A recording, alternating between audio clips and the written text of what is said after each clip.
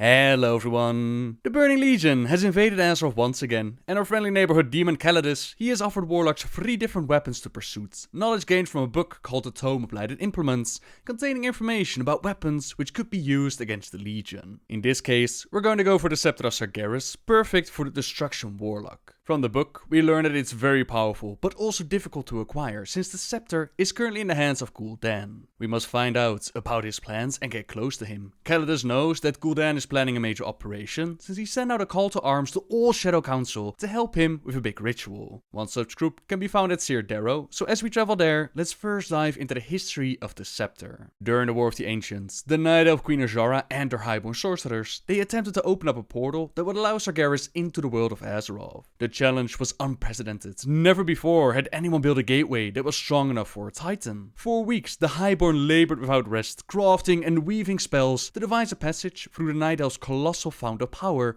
namely the Well of Eternity. But just as Sargeras was about to emerge into the world, the Night Elf Resistance, they disrupted the Highborn spellwork and demolished the Well of Eternity. Sargeras was cast back into the Twisting Nether. His ambitions were denied, his greatest chance to conquer Azeroth slipping from his grasp. On that day, the Dark Titan swore revenge. He would tear down the walls between himself and his prize. After his defeat at the Well of Eternity, Sargeras immediately planned his next method of infiltrating Azeroth. He knew that he couldn't rely on a static portal. To serve a titan, such a gateway simply required an astronomical amount of power, and the most promising source had been destroyed in his last attempt. Moreover, the Highborn's laborious preparations and spellwork, they'd given away his intentions, which had allowed the Night Elf Resistance to thwart him. If he wanted to overcome Azeroth's defenders, Sargeras needed to enter the world with minimal warning. Thus, he commanded the Eldar to forge a tool that would wrench open rifts between worlds for only a short time, just long enough to let a portion of his soul come through. Although that meant that he couldn't enter Azeroth in his most devastating form, such an instrument would clear a path for his avatar to lead the Legion invasion or carry out subtler schemes. Such an instrument would also weaken the integrity of the physical universe and threaten to collapse it, but Sargeras, he considered those to be only side benefits. Millennia ago, he ordered his most talented Eldar sorcerers to construct him a cosmic battering ram. They did not disappoint. First, scores of magi conducted dark rituals to channel countless portals into a single staff. They then projected the Empower artifact into every corner of the Great Dark Beyond, weaving it into the fabric of reality itself, creating a thread that could be pulled to unravel the seams of the physical universe at will. To fuel this monstrous undertaking, 100 warlocks sacrificed 100 of demons, selecting them from amongst the Legion troops that had been part of the failed invasion during the War of the Ancients. Thus was forged the jeweled Scepter of Sargeras. Thus was born Azeroth's doom. The Scepter of Sargeras is known for the gleaming jewel that adorns its apex. Many theorize that it represents Sargeras' baleful eye, which got only a glimpse of Azeroth before the fallen titan was ripped back to the Twisting Nether. But the truth is far different. Soon after the War of the Ancients, Sargeras had a vision. The Well of Eternity imploded once again, but this time it dragged him down to the very core of Azeroth. He was there for only an instant, but in that moment he saw Azeroth's slumbering World Soul, and in that moment the World Soul opened one eye and gazed at the Dark Titan. He was enraptured. Since then, the eye of Azeroth's World Soul has not been far from his thoughts. He commanded the Eldar, who forged the scepter, to crown it with that lone wondrous orb. Next to it, the Eldar placed 2 Nathrezim wings, a testament to Sargeras' conception of the World Soul, corrupted, demonic, and most importantly, his. The Scepter of Sargeras was a marvel of arcane and fell sorcery, an instrument fit for a titan. It could lacerate the connective tissue of the physical universe, opening portals to any realm that Sargeras desired, yet the rifts it created, it would allow only a portion of his soul to enter. It was a minor setback. Sargeras would simply have to be more inventive with his plans, and so he waited. Millennia later, Sargeras saw his opportunity. The Guardian Aegwynn had become the most powerful mage in Azeroth, and not even the Council of Tirisfal could control her. Her pride made her a fine candidate for corruption. Sargeras could not infiltrate Azeroth in his most lethal form, but perhaps he could use the rebellious Guardian as a vessel. This next bit is taken from the Journal of Aegwynn, Guardian of Tirisfal. We had finished routing the Legion's minions when the sky turned black. My mouth went dry, and the hairs on my neck bristled, responding to stimuli that my mortal senses could not comprehend. It was like the coming of a monstrous storm, right before the Thunderheads would unleash their cataclysmic onslaught. Yet the air remained as still as great Galagron's bones. Something was wrong. Very wrong, and all we could do was wait. I'll always remember the sound. That slippery, hollow cracking sound. Like that of a mace splitting a giant skull. But it was bigger than that. Louder, longer. It pierced me like an arrow through my chest, though I knew the breach had happened some distance away. The edges of the world seemed to quiver, and for an instant I thought that they might collapse. But they did not. That was when the Avatar Sargeras entered the field of battle. In the icy waste of Northrend, Sargeras drew the guardian Aegwynn into battle, advancing on his opponent as the portal he'd torn into Azeroth closed off behind him. His avatar was but a pale shadow of his true form, but that hardly mattered. After all, even if he couldn't defeat Aegwynn, he could still use her for his own ends. He had only to weaken her defenses, to create an opening for a shard of his spirit to break through. Just as he'd infiltrated Azeroth with the Scepter, so too would he invade Aegwynn's soul, corrupting it into another instrument of the Legion. Afterwards, Aegwynn would remember the battle as the most brutal that she'd ever fought, but she finally destroyed the Avatar Sargeras in an avalanche of arcane might. As she stood triumphant over her fallen foe, she could scarcely believe that she had won. Little did she know that she had actually lost. This next bit, again from the Journal of Aegwynn, Guardian of Tirisfal. I have devastated the avatar of the great enemy Sargeras, but I cannot enjoy my victory. There is a hollowness inside my breast, a persistent ache from a wound whose origin I do not know. It must be from the strain of the battle. I will dispose of the remnants of the fallen Titan's incursion. His avatar, though but a fragment of his full form, it rivals Gul'dan in stature, and I cannot let his bones take up residence next to the deaf gargantuan proto-dragons. Who knows what foul taint lies in wait to be released? Even in death, the corpse is malevolent, gripping its cursed scepter as if it still intends to rule. The scepter. No one must be allowed to wield it. This was the instrument Sargeras used to enter Azeroth, tearing a gash in the universe that threatened to obliterate our worlds. The eye on top of the staff, it stares out, mocking me. I shall ensure that it never sees the light of day again. After Aegwynn defeated Sargeras' avatar, she interred his corpse in the ruins of Suramar, along with the artifacts that he bore. Deep beneath the sea, shielded by enchanted highborn seals, the Scepter of Sargeras remained for centuries, its powers undiminished. Sargeras attempted to regain control of the staff through Aegwynn, but the task proved more difficult than he had estimated. He could sway the Guardian in many ways, but he could not compel her to exhume his scepter from his watery grave. Something held her back. A primal instinct louder than Sargeras' whispering. She knew the artifact was dangerous, that its use risked the destruction of all things. Even possessed by the Dark Titan, she would not yield. Sargeras realized that greater subtlety was needed. Eventually, he extended his pernicious influence to Aegwynn's son Medivh as he developed in her womb. Through this new vessel, Sargeras planned to recover his beloved scepter. Had he succeeded, the world of Draenor might not have been annihilated. Other than the Dark Titan, the Scepter of Sargeras has had few wielders. One of them was the Orc Warlock Ner'zhul, and notice that they describe him as a warlock and not a shaman anymore. I don't believe that ever confirmed this, but apparently Ner'zhul was a warlock.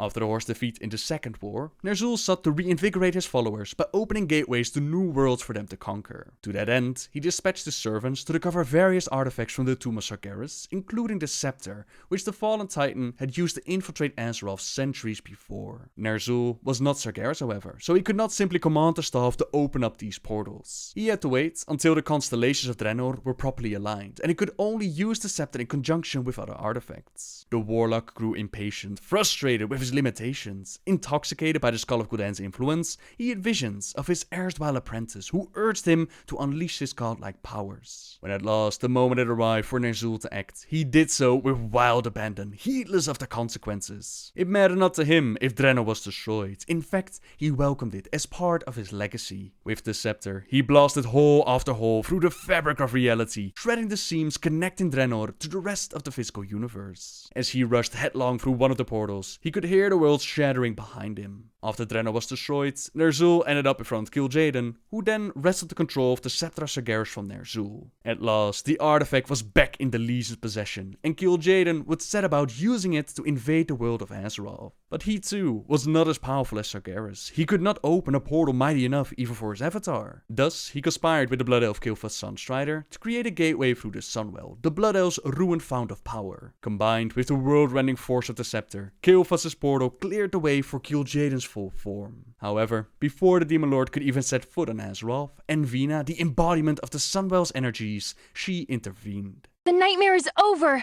The spell is broken! Goodbye, Kalik, my love!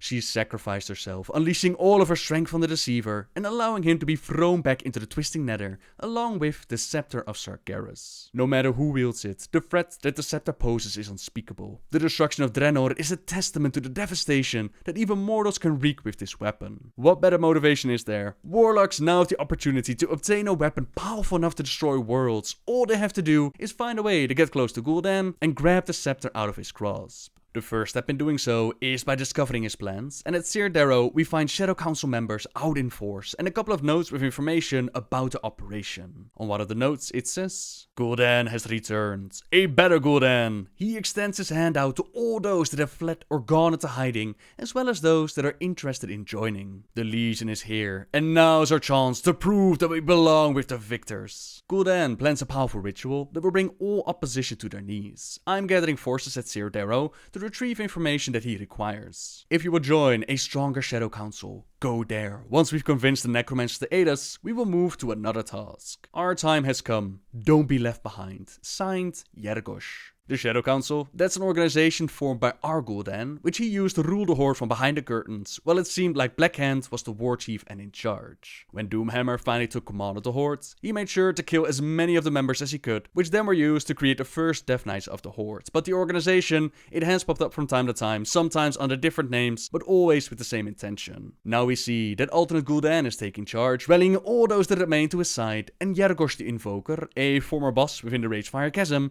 he apparently survived heroes taking him out. He has shown up here once again, together with Braylin Firehand. Braylin was a quest giver in the Stone Talon Mountains, with a deep hatred for the Ilk of Cenarius and the Night Elf Druids. She too has found a way here to obtain the Book of Medivh.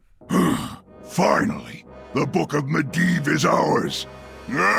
Would have saved ourselves time if you just let me kill those death lovers! Not worth the effort, dear. Let them rot in their crypt. The fires of the Legion will come for them soon enough. Huh? Wait, something is wrong! When Ner'zhul wanted to use the Scepter of Sargeras to open the portals on Draenor, he had to use two other artifacts to empower his spell. One of these artifacts was the Book of Medivh, and the other one was the Eye of Dalaran, artifacts both found on Azeroth. This is what Gul'dan is planning to do as well, open up more and bigger gateways for more Legion troops to come flooding into the world. When Khadgar and his force from Azeroth eventually confronted Ner'zhul in an attempt to stop him, they did fail in preventing the portals from being opened, but they were able to claim the Book of Medivh and grab the Eye of Dalaran right out of Ner'zhul's hands. Khadgar then shut down the portal on Draenor's side, but before the gateway closed up, he tossed the artifacts to a Wildhammer dwarf and told him to go, to bring these artifacts back to the Kirin Tor. Some time passed until we reached the events of Warcraft 3, where the book was once again needed, now by the Lich Kel'Thuzad. He, together with Arthas the Death Knight, they assaulted Dalaran, they murdered the mages who tried to guard it, and they took the book to summon Archimonde onto the world.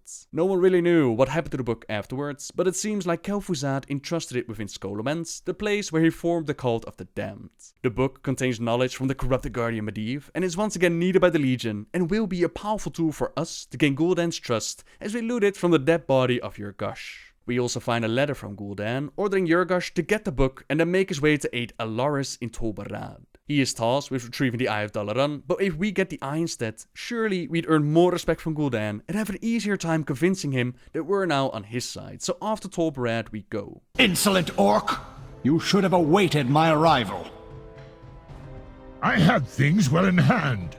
Those fools were weak. We are better off without them. Ah, reinforcements at last. You have the Book of Medivh? I expected Yergosh, but you will do. Still, your timing could have been better. Yergosh and the others didn't make it? How convenient. It matters not. Gul'dan knows the Eye is here, but Tol Barad is huge and overrun. I believe an important document, a manifest of prisoners, is located in this block. In his infinite wisdom, Nagaz here sent his only remaining disciple to scout below. I suggest you find out what happened to him, while we search elsewhere. I saw Tyrannus go off to the right before I was forced to retreat. Nagas, like Yurgosh, used to be part of a quest in which we were supposed to kill him and bring back his head, but apparently it takes more than that to kill an orc, and we find his apprentice in a bit of a pickle, since he's being pulled in by some sort of arcane vortex. We could leave him to his fate, or break the chains and offer him a happy little accident, and considering that we also killed him once before, and all of these NPCs apparently have soulstones at the ready, it might be for the best to just let him be taken. Found Tyrannus too late, did you? Pity. Anyway, follow me. There's something over here I need your help with. I'll have that book now, and you'll be having a little accident. I should be the one at Gul'dan's side. Came up empty? No Nagas either, I see. Not to worry. We all know how the lower echelons of our groups scramble for position. Enough nonsense. What we seek is here. There. The unquiet dead bar our path. Get that spirit out of my way, will you? Interestingly enough, is that in the streets of Dalaran, you can find a Wrathguard disguised as the human Armand Taco, which can be exposed by abilities to reveal demons. Well, it seems like the real Armand was killed right here, so let's put him to rest and collect the manifest. Yes, I see. This entry clearly speaks of a void terror. It must have consumed the eye in the twisting nether. Quickly, let us get to Barad and hold. The massive void terror, named Akul has apparently consumed the eye in the twisting nether. Now I don't believe that they ever explained what happened to the eye once Khadgar gave it to the Wildhammer dwarf, so perhaps the dwarf dropped it as he passed through the dark portal, to which it ended up in the twisting nether and eventually into the eye socket of the beast. Who knows, but we do know for certain that the eye is here, so the beast must be brought low. The beast falls. I am victorious once again. I'll retrieve the eye. No doubt your crude attempts at its removal would cause irreparable damage. I have the eye, and you have the book. Well, I'll let you keep it for now. Make haste to the tomb of Sargeras. Do not keep Gul'dan waiting.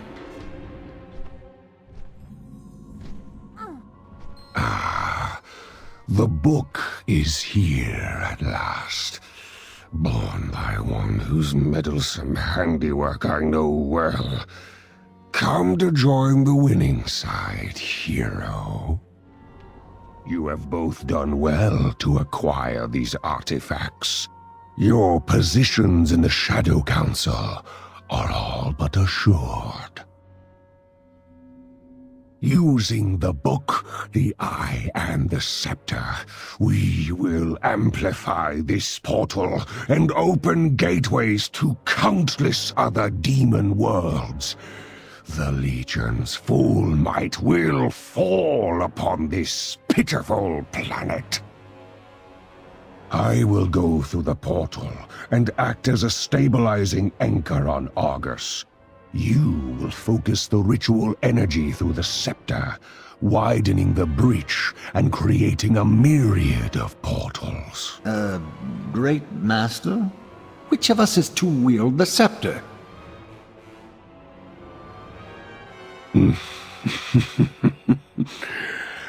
I only need one of you for the ritual.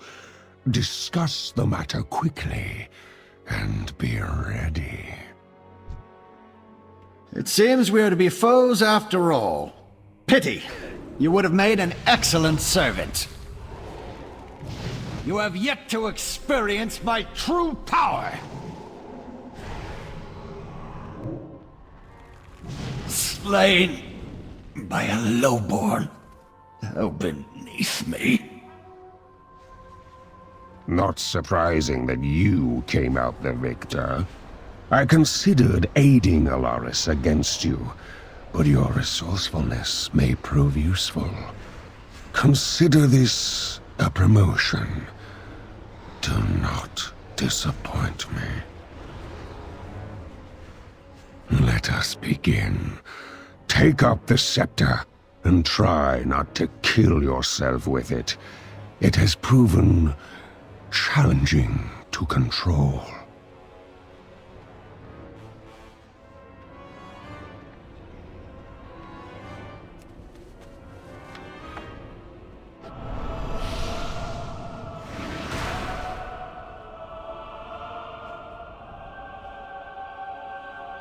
The time has come. Begin the incantations.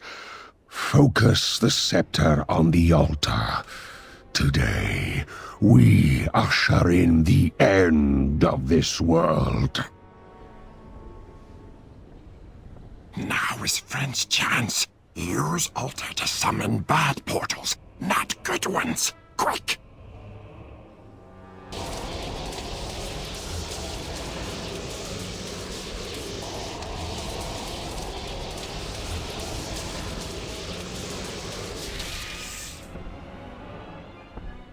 Fool, your betrayal only delays the inevitable.